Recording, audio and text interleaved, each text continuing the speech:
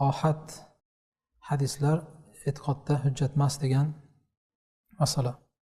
Demak, Hizbut Tahrirning ohad hadislar e'tiqodda olinmaydi degan so'zi bu botil e'tiqod. Qur'on sunnatga, salaf solihlarni tutgan yo'liga zid bo'lgan e'tiqod deyiladi.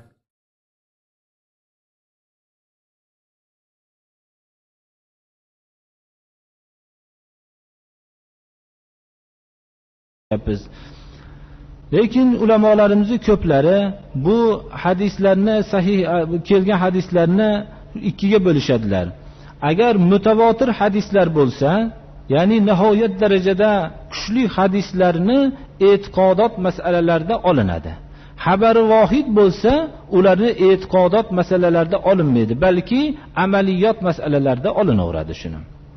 Ohad hadislar e'tiqodda olinmaydi degan so'zi bu botil e'tiqod. Lekin ulamolarimizni ko'plari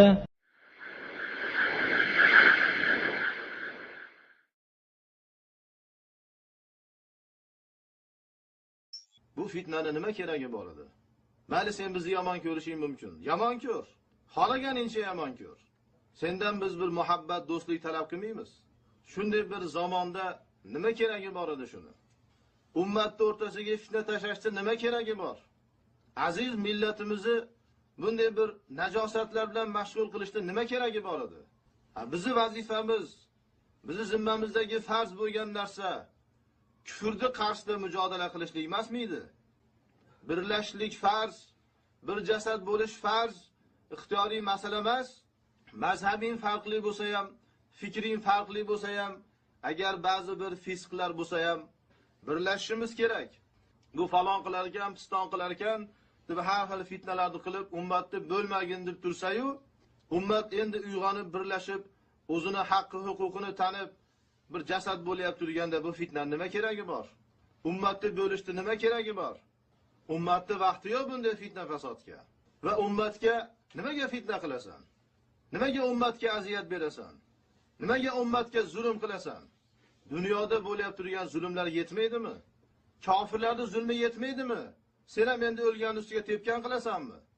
Mana ko'rmayapsanmi Suriyada bo'lib turgan narsalarni?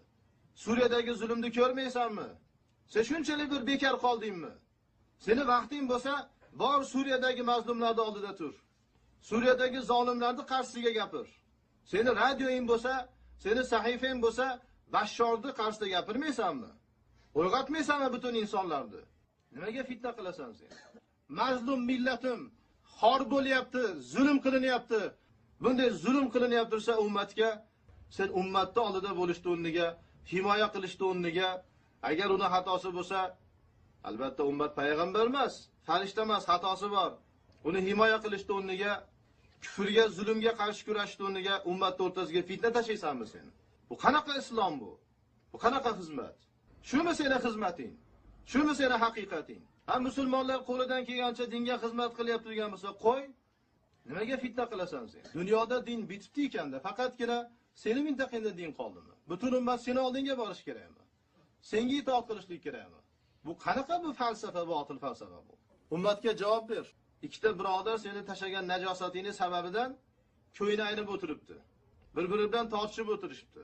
Yahudni qarshiga kurashishni o'rniga hozir bir-biri bilan tortishib o'tirishibdi.